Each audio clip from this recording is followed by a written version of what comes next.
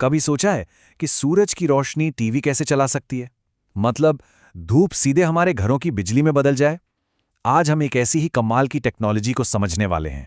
देखिए, ये सवाल उन लाखों लोगों के लिए रोज की हकीकत है जहां बिजली का आना जाना लगा रहता है। तो क्या कोई ऐसा तरीका है जिससे ग्रिड पर निर्भर हुए बिना साफ और भरोसेमंद बिजली मिल सके? चलिए जानते हैं।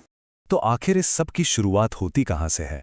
सबसे पहले ये समझना जरूरी है कि हम इस समस्या का सामना ही क्यों कर रहे हैं।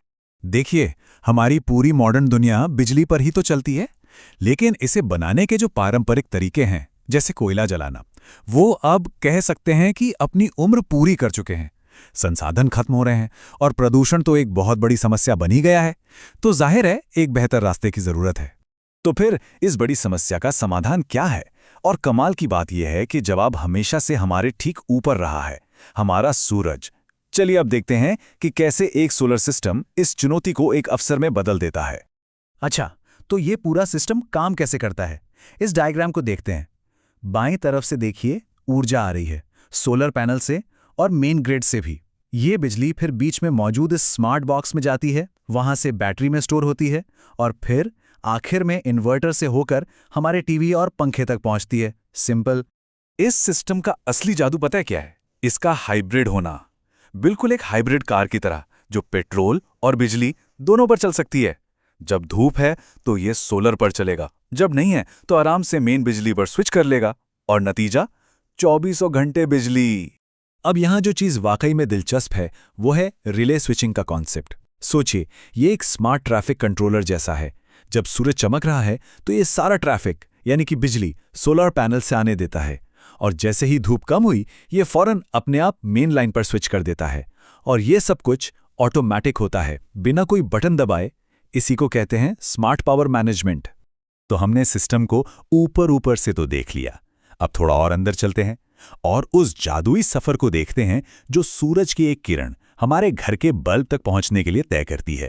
ये पूरा सफर बस 4 आसान स्टेप्स का है।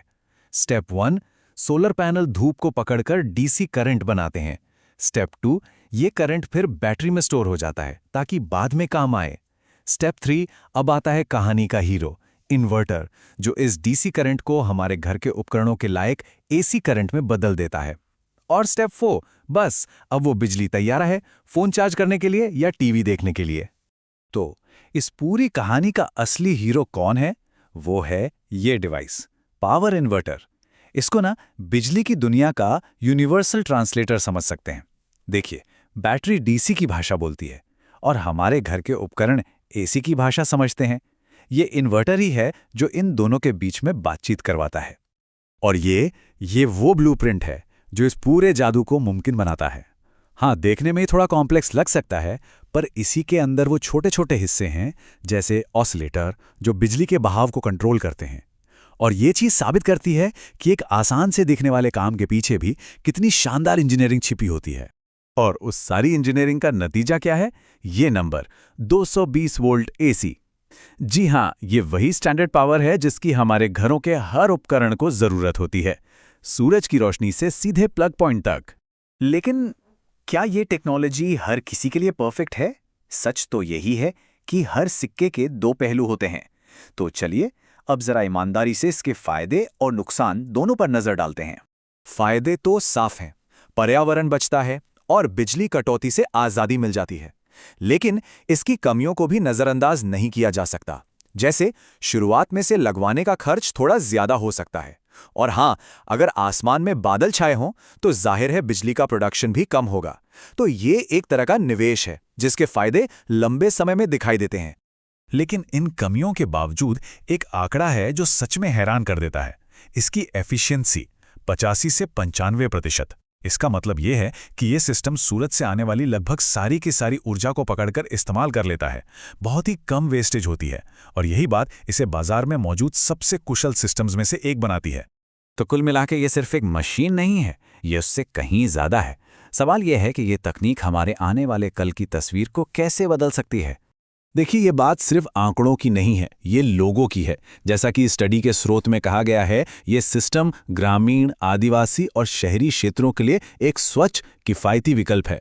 मतलब ये सिर्फ एक सर्किट नहीं है, बल्कि उन घरों के लिए उम्मीद की एक किरण है जहां आज भी बिजली पहुंचना एक सपना है।